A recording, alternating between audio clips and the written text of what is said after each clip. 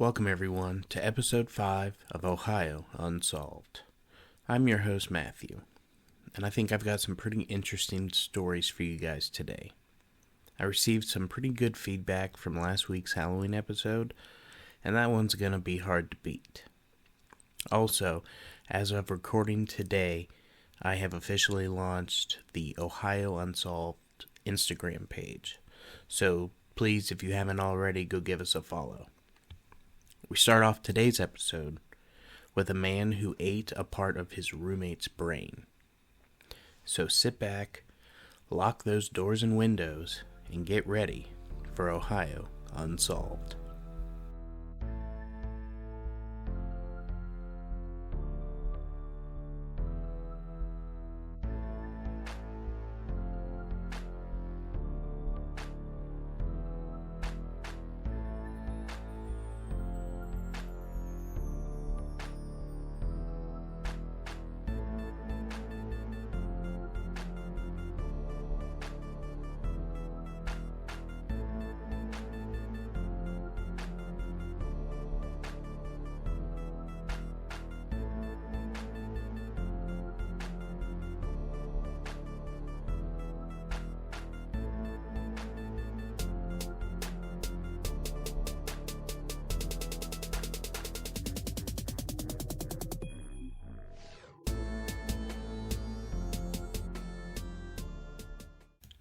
The first story I have for you today is about a man named David Allen Chapman.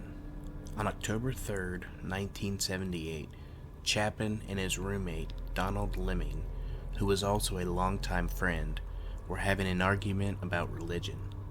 Chapman was a Baptist, and his friend claimed that he was Catholic, Buddhist, and a pagan. This clearly outraged Chapman because he suddenly pulled out a gun, shot him in the eye, and killed him. He then proceeded to eat a part of his brain, which he would claim that was part of a mutual agreement that the two of them had. He then drug Lemming's body from their Milford apartment and stuffed him in the trunk of his Buick Skylark. He then drove to Raymond Walters College and attended class. While sitting in his biology class, he asked his professor if he needed a corpse to dissect. Thinking it was just a joke at first, the professor laughed. But he soon realized that Chapman wasn't joking. His professor alerted the campus security, who promptly searched his car and found the body. The police were notified and Chapman was arrested. Chapman and Lemming were childhood friends. They grew up together, being best friends and next-door neighbors. Their families were also close as well. The two friends moved in together while Chapman was attending classes at Raymond Walters College when the incident happened. Chapman was found guilty of murder on March 15, 1979, and sentenced to life in prison. He is serving his sentence at the Allen Correction Institute in Lima, Ohio. He's been up for parole several times and denied every single time. His most recent was in 2016. Lemming's family has reportedly received threats from prison from Chapman, and that's most likely a big part of why he hasn't been paroled. Hopefully he never gets released. If someone can kill and then eat the brain of someone that they call their best friend, they don't deserve to be free. He would be 66 years old today, and he could still do something horrible if he was ever released. Prison is exactly where he needs to be. Our next story is about a serial killer known as the Cincinnati Strangler. This story does include sexual assault, but I do keep details to a minimum, so listener discretion is advised. All 7 murders took place between December 1965 and December 9th, 1966. On December 2nd, 1965, his first victim, 56-year-old Imogene Harrington, was brutally strangled to death in her apartment in Cincinnati. 4 months later, the killer struck again. On April 4th, 1966, Lois Dant was found in her ground floor apartment. She had been strangled, raped, and beaten. A friend of hers says that they were on the phone when she suddenly had a knock at the door. That was the last time anybody had heard from Lois. On June 10th, the next victim was found. 56-year-old Matilda Jeanette Messer was found in one of the city's parks. She had been beaten, raped, and strangled. Her dog was found alive, tied to a tree near her body.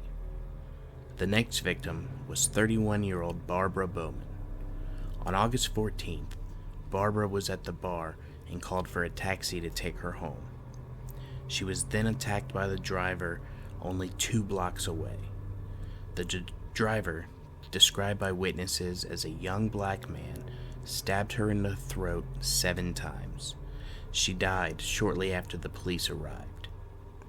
She was initially not included in the list of victims of the Cincinnati Strangler due to her age and the fact that she was stabbed, but witnesses at the scene were able to give a license plate number. They found that it was a cab that belonged to the yellow cab company, cab number 186. But that exact taxi had been reported stolen just hours before the murder. At 31, Barbara was the youngest of the killer's victims. On October 11th, the Cincinnati Strangler killed 51-year-old Alice Hutchinson. Only 9 days later, on October 20th, he killed 61-year-old Rose Wenzel, who was found beaten and strangled in her apartment. On December 9th, 81-year-old Lula Carrick was attacked in the elevator of her downtown apartment building. She had been beaten and strangled with her own stockings. Also on December 9th, shortly before the killing of Carrick, 22-year-old Sandra Chapman contacted the police and stated that a suspicious black man had followed her to her car.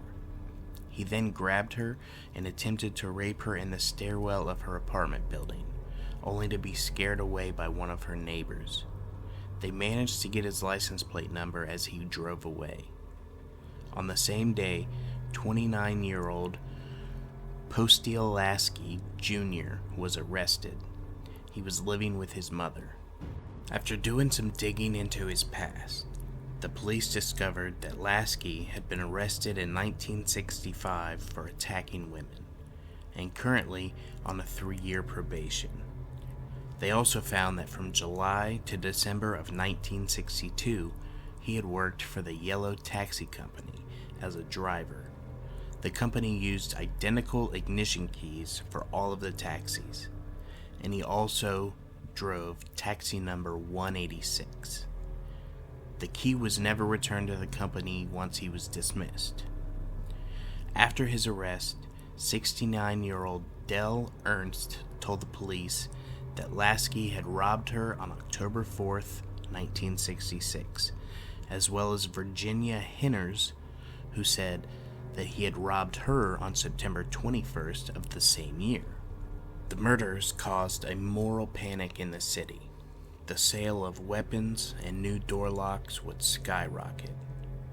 Women were afraid to go out alone, and the bars and nightclubs started to close earlier than normal. They also moved Halloween activities to Sunday afternoons for 2 years after this incident. Based on the circumstantial evidence and eyewitness testimony, Lasky was sentenced to death by the electric chair in April of 1967. The date of his execution was set for July 8th, 1968, but his lawyers had appealed the decision based on the prosecutor's office and the media having vilified him as the Cincinnati Strangler with no concrete evidence. The court rejected the appeal, and then in June 1972, the Supreme Court commuted his sentence to life in prison with the possibility of parole. For the rest of his life, Lasky was moved around from prison to prison in Ohio. He applied for parole on several occasions, and he was denied every time. In February 2007, the 69-year-old applied one last time and was denied again. They also banned him from applying until 2017. However, he died on May 29, 2007, after spending 40 years in prison.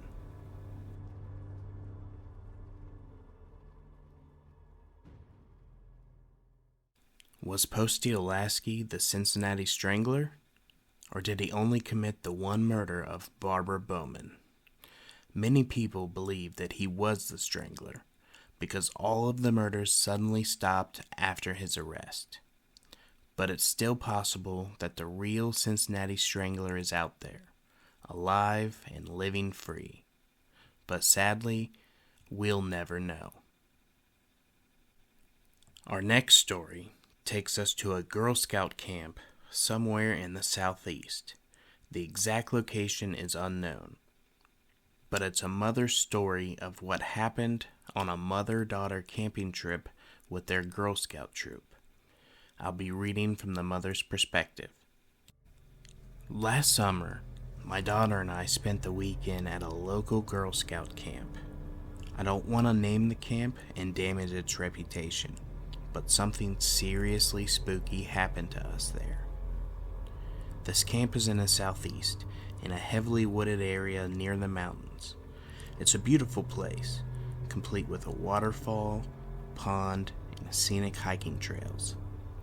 We'd gone there every year for our annual mother-daughter retreat, and before last summer, we'd never had any serious problems. The night of the incident, we made s'mores and sang silly songs around the campfire. Around 9:30, everyone headed to their cabins for bed. Because of a no-show, my daughter and I had our own cabin near the pond. There was no AC, so the cabin was pretty stuffy and uncomfortable. My daughter fell asleep immediately, but I tossed and turned, trying not to think about the heat. Outside, I could hear frogs by the pond and the occasional gust of wind. Around midnight, I know the time because I had just looked at my phone, the frog sounds abruptly stopped, as if someone had flipped a switch. I thought it was odd, but I didn't think anything of it. Then I heard an odd rumbling in the sky. It sounded like an airplane flying high overhead, but the sound just went on and on, echoing through the hills. I don't know why, but the noise made me extremely uneasy. I tried covering my head with the pillow and convincing myself that it was just an airplane, but I somehow knew that wasn't right. After about 10 minutes, the airplane droning sound stopped, just as abruptly as the frogs had. At that moment, it was dead silent. I felt like my daughter and I were the only people for thousands of miles, until someone started pounding on the cabin door. My heart started racing so fast I thought I might have a heart attack. My daughter woke up screaming and crying. As I rushed up to the top bunk, the pounding started again. "Who's there?" I yelled. There was no answer, so I yelled out the question again. Nothing. At this point, my daughter was totally freaking out, and I wasn't far behind. I wanted desperately to turn on the lights, but the switch was right by the door, and if whoever was outside tried to come in, I'd be within easy reach. I couldn't help but think of the Oklahoma Girl Scout camp murders. Worse, I couldn't call anyone because there was no signal in the camp. After what felt like an eternity, I climbed back down from the top bunk, ran over to the switch, and turned on the lights. Once my eyes had adjusted to the glare, I noticed a weird green haze in the cabin. I hoped I was imagining things, but then my daughter asked why there was smoke in the air. I wish I could say I summoned the courage to open the door or even look out the window, but I didn't. My daughter and I sat up all night with the lights on, confused and terrified. No one pounded on the door again. The haze faded away and the frogs resumed their noise. Eventually, morning came and we left the cabin when we heard other campers walking around outside. I asked one or two of them if they had heard anything weird in the night, but they all said that they hadn't. After that, my daughter and I quickly packed up the car and left. I told the counselors we had to leave because she was sick. I have no idea what to make of any of it. The sounds, the pounding, the haze. All I know is that my daughter and I are never going back to that camp again. That was definitely a creepy story. To not only experience something like that alone in the woods, but to find out that no one else in the camp had heard anything strange themselves would definitely feel like you're going crazy and not want to go camping ever again. Have any of you had any scary encounters while camping? I'd love to hear about it and share it on a future episode. Alright everyone, that's it for today's episode. If you're listening on Apple Podcasts, please rate and review. A 5-star rating helps other people find the podcast. Join us on Facebook. We're almost at 400 people in the Ohio Unsolved group, and I would love to be at 500 people before the end of the year. Also, now you can officially join us on Instagram. I'm still working on details for the Patreon, but there will be exclusive bonus episodes, videos of actual haunted locations in Ohio, and much, much more. I'm also working on t-shirts to have for sale, as well as other items. If you have a story of your own, send it to me at ohio_unsolved@yahoo.com to be featured in a future episode. Next week's episode features a serial killer in Cleveland and a possible Bigfoot sighting. Be safe, everyone, and make sure you lock your doors and windows and stay ready for Ohio Unsolved.